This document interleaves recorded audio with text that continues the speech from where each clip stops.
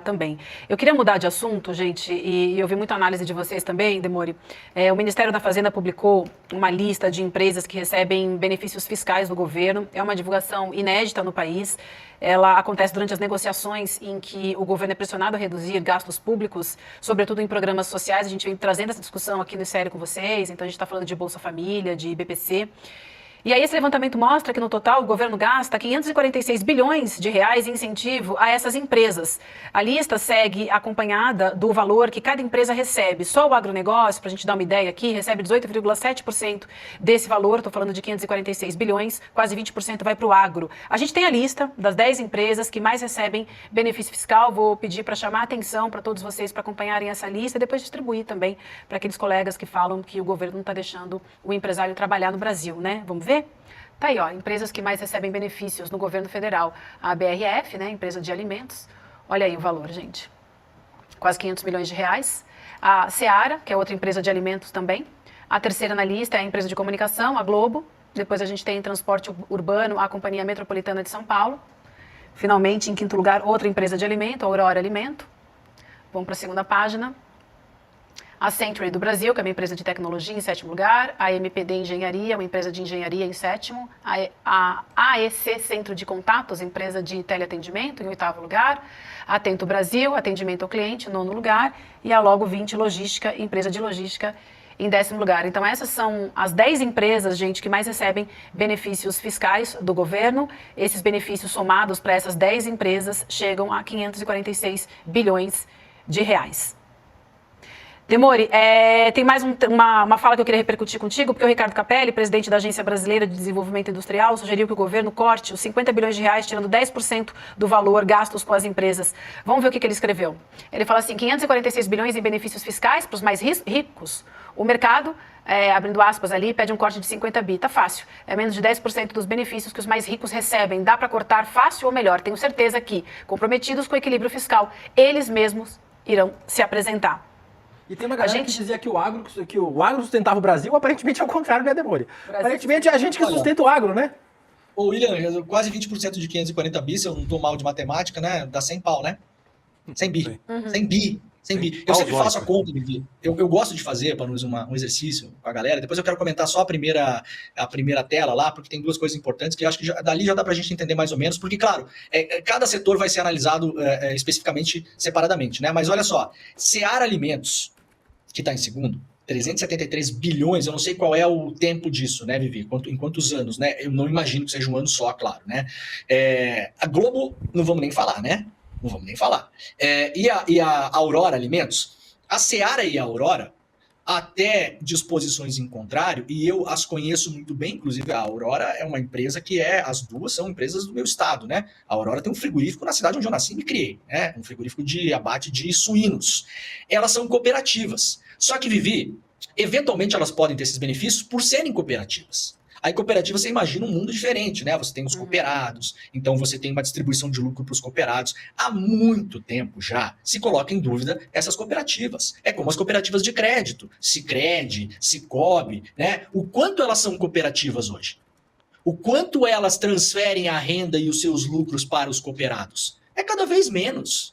Uma parcela ínfima. Então elas acabam usando os benefícios fiscais com a desculpa de serem empresas diferentes, não estão sob o controle de megacapitalistas, não têm um dono único, não estão pensando só nisso, elas são cooperadas, mas na prática, o quanto elas são cooperadas? Na prática, o quanto elas remuneram melhor os seus operários, no caso da Seara e da Aurora, que são frigoríficos que têm operários clássicos, operários ainda como a gente imagina que são operários. Tem pessoas ali, inclusive, é uma grande discussão que se tem nos frigoríficos há muito tempo, né? Pessoas que passam muitos anos ali, cortando carne de animais, dissecando animais e tal, você tem uma questão de saúde mental, enfim, tem muita coisa que envolve. O quanto elas são diferentes das empresas ultracapitalistas que a gente tem no mundo.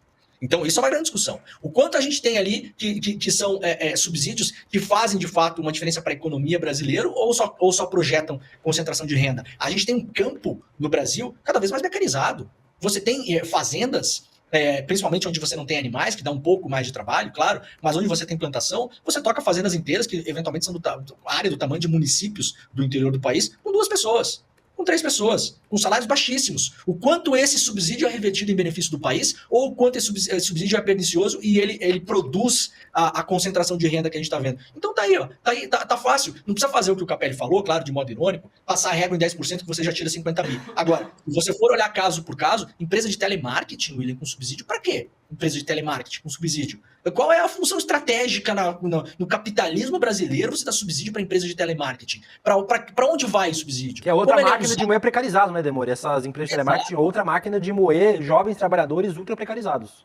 Exatamente. Então, a se discutir tudo isso agora, né? Que bom que essa lista foi publicada. Essa lista é importantíssima. A gente tem que girar essa lista. Como diz o Capelli, eu espero que essas pessoas levantem as mãos, né, Vivi? E falem, não, tudo bem, eu já tenho demais, gente, para 28 gerações da minha família.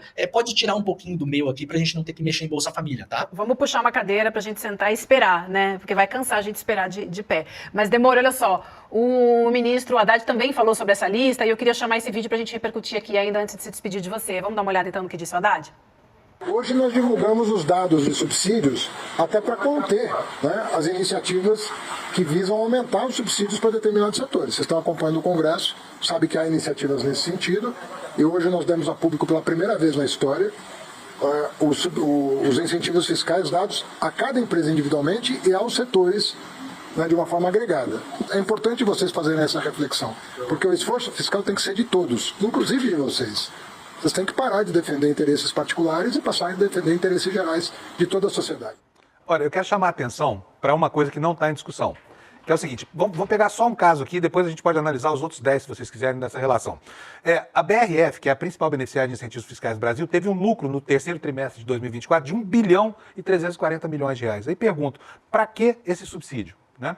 Com relação ao setor do agronegócio, os fazendeiros do Brasil e as indústrias que processam a produção de alimentos no Brasil, eles têm a mania de dizer assim, mas nós merecemos que nós produzimos alimentos para o mundo, nós estamos alimentando o planeta, então nossa função social é muito nobre, portanto a sociedade tem que nos ajudar a enriquecer. Mas a caminhonetona do cara que só usa na cidade, que não bota 1 quilo de peso na carroceria, nem faz nada.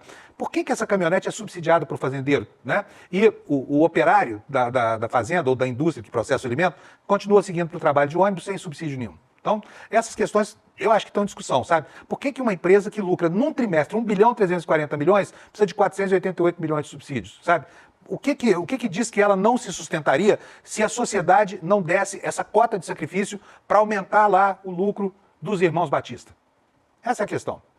Perfeito, Panúcio. Para lembrar, né, a BRF ela é uma fusão da Sadia e da Perdigão, duas maiores empresas desse tipo de alimento, né, de embutidos, de ultraprocessados do Brasil. Aliás, o Brasil ajuda a financiar uma empresa que na maior parte do seu portfólio de supermercado vende ultraprocessados, que são alimentos que fazem mal para as pessoas, inclusive. A gente está financiando comida lixo. Para além de tudo, a gente está gastando dinheiro com comida lixo. Né? Uma parte desse financiamento não poderia ir para a agricultura familiar? Qual que é o financiamento para a agricultura familiar? O programa de agricultura familiar do Brasil, esse ano talvez seja um dos maiores da história. Se a gente for puxar, eu não lembro quanto é que Panúcio, não deve ser 1 bilhão. Não deve chegar nem perto disso, entendeu? Então, exatamente do que a gente está falando? É muito bom, olha, essa lista, o rei está nu.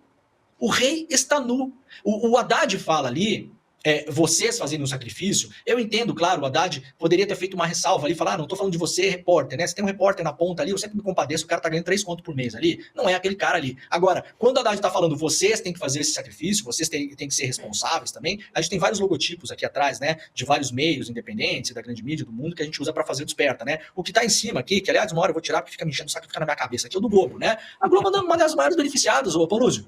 Por quê? Porque, veja, nós temos em vários lugares do mundo, vários dispositivos legais para usar dinheiro público para financiar a imprensa e a comunicação. O que está correto, tá? O que está correto. A França faz isso, a Itália faz isso, os países mais liberais, vocês podem imaginar, fazem isso. A Noruega faz isso.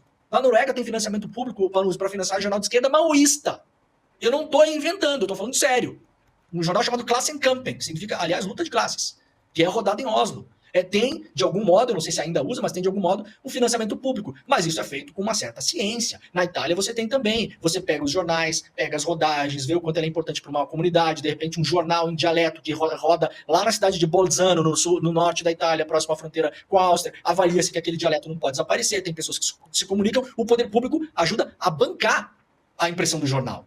O Brasil deveria ter um projeto como esse e não soltar bilhões de dólares para a principal empresa de comunicação. A Globo fecharia, por acaso, ou se ela não tivesse esses, né? Eventualmente, talvez sim. E aí, se fosse o caso, dos liberais da economia, a gente faz o quê? A gente fala, bom, se o seu negócio é insustentável, sem a teta do poder público, problema seu, fecha. É o mercado se autorregula, não é assim que funciona? Então, é muito bonito o papinho do mercado se autorregula, o terrorismo dos cortes, o terrorismo, o déficit, e agora a lista está publicada. O rei está nu. O rei está nu. Vocês sustentariam os seus negócios sem a mamatinha do meu trabalho? O meu trabalho, Panuso, o seu, da galera que está operando o programa aqui, a galera que está nos vendo, a gente está sustentando essa galera. Que tem 1 jatinho, 2 jatinhos, 3 jatinhos, uma ilha, 5 casas, a casa na Bahia, o apartamento em Miami, o apartamento em Nova York, o apartamento em Paris, viagens na Premier, da empresa francesa de aviação, entendeu? Paga 48, 50 mil reais uma passagem aérea. Você que é assalariado, acho que não existe, eu tô falando para você, uma passagem aérea de primeira classe da Air France custa 40 mil reais, 50 mil reais, a pessoa voa nisso como se estivesse palitando o dente. E quem tá pagando isso é o bando de otário aqui que tá assistindo e tá fazendo o programa. Eu me sinto um idiota, Panuso. Eu vendo essa lista, eu me sinto um babaca, tendo que trabalhar para isso, entendeu? Então, espetacular a publicação. Aliás, a gente ter publicado antes essa lista pra gente ficar com ódio mesmo. E canalizar o nosso ódio, a nossa raiva em cima dessa galera aí e vamos ver se eles vão mexer a bunda na cadeira agora para fazer esses cortes. Aliás, só para terminar, protegidos pelo Congresso. Porque o Haddad, no ano passado, tentou acabar com os subsídios, não conseguiu. O Congresso reafirmou os subsídios por mais 5 anos. Tentou taxar os bilionários da maneira como tentou taxar, pouco conseguiu avançar. O Brasil está tentando forçar essa discussão no G20 que começa hoje. Não sei se essa discussão vai avançar. Então tá aí, ó, os bonitões, né, do telemarketing, do agronegócio. Esse país carrega essa galera nas costas, né? Essa é a grande verdade. Só lembrar uma coisinha aqui rapidamente sobre a naturalização desses assuntos. Porque no Brasil, até outro dia, jornalista não pagava imposto de renda. Até a década de 80, jornalista não pagava imposto de renda. Não, comprava carro com desconto em montadora. Com o passar do tempo, esses privilégios, que aliás não se justificavam sob nenhum aspecto, foram sendo suprimidos. Mas para os patrões dos jornalistas ficaram os mesmos privilégios, tanto que eles não pagam imposto de renda até hoje. Então é realmente um absurdo, numa estrutura capitalista empresarial, que esse tipo de empresa se beneficie do esforço do trabalhador assalariado, que é o que acontece. Então é isso, Demório está cobertíssimo de razão. E olha, o que tem de distorção aí, essa lista quando aparece, é que a gente entende para que é que funciona o poder no Brasil. Tá? É para beneficiar os mesmos de sempre. Quero só lembrar mais uma coisinha aqui. Essa gente que tem assento na Faria Lima, nos bancos, nas grandes emissoras de televisão, nos jornais do país, sempre foi contra as cotas, né? Só para lembrar aqui, a primeira cota que existiu no Brasil foi uma cota para o agronegócio. Eram as faculdades onde só filhos de fazendeiros podiam se matricular. Lavras, Viçosa, etc, etc. Né? E isso era normal, era natural. Como empresa de comunicação, não pagar imposto de renda é normal e natural nos dias de hoje. Então a lista é reveladora, sim. Só que eu acho, viu, Demório, que ela, mesmo tendo assim, essa capacidade de nos deixar indignados, ela vai prevalecer ao longo do tempo, porque, como você bem lembrou mesmo, a gente pode até tentar, pelo esforço do governo, acabar com esse privilégio. Mas o Congresso devolve tudo depois para os mesmos de sempre.